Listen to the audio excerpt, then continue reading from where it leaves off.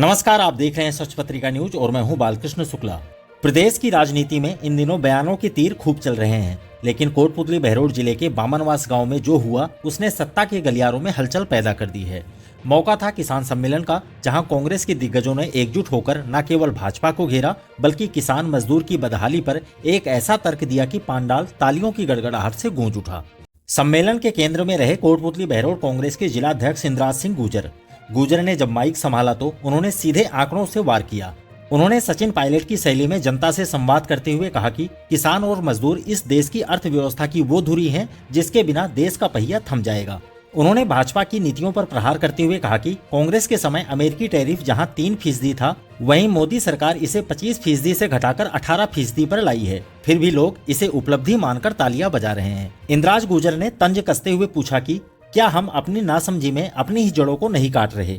बात सिर्फ टैरिफ तक नहीं रुकी। इंद्राज गुर्जर ने मनरेगा के मुद्दे पर केंद्र सरकार को कटघरे में खड़ा किया। उन्होंने कहा कि पहले मनरेगा में काम की गारंटी थी और मजदूरों का चयन ग्राम पंचायतें करती थी, जिससे स्थानीय स्तर पर रोजगार सुरक्षित था। लेकिन अब दिल्ली में बैठी सरकार तय करेगी कि गाँव की ढाणी में किसे काम मिलेगा और किसे नहीं।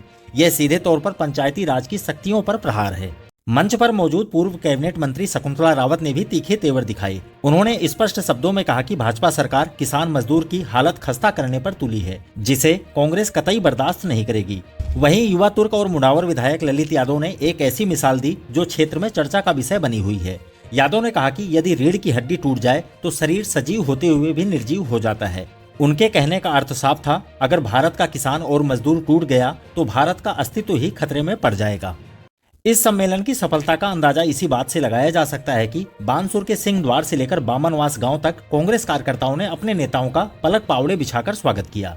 इस दौरान भीम सिंह गुर्जर, राजेंद्र गुर्जर, राजेश बागड़ी और मुकेश यादव समेत दर्जनों वरिष्ठ नेता और हजारों की संख्या में किसान मौजूद रहे। कोटपुतली बहरोड जिले में कांग्रेस की इस सक्रियता ने आगामी चुनावी समीकरणों को नए संकेत दे दिए हैं। बानसूर के बामनवास का यह सम्मेलन सिर्फ भाषणों तक सीमित नहीं था, बल्कि यह कांग्रेस की उस रणनीति का हिस्सा है जिसके तहत पार्टी अब हर गांव और ढाणी तक अपनी बात पहुंचाने की तैयारी में है। क्या भाजपा कांग्रेस के इन आरोपों का जवाब दे पाएगी? यह देखना दिलचस्प होगा। वीडियो को लाइक करें और कमेंट में बताएं कि इंद्राज गुर्जर के इन दावों पर आपकी क्या राय है। यदि आपको हमारी खबरें पसंद आती है तो वीडियो को लाइक करें, चैनल को सब्सक्राइब करें और अधिक से अधिक शेयर करें। दोबारा मिलते हैं इसी तरह की दूसरी ताजा खबरों के साथ। नमस्कार। न झुकेंगे न रुकेंगे, जहां सच छुपाया जाएगा वहीं से उठेगी ये आवाज। सच पत्रिका न्यूज, सबसे तेज, सच और सटीक खबरें।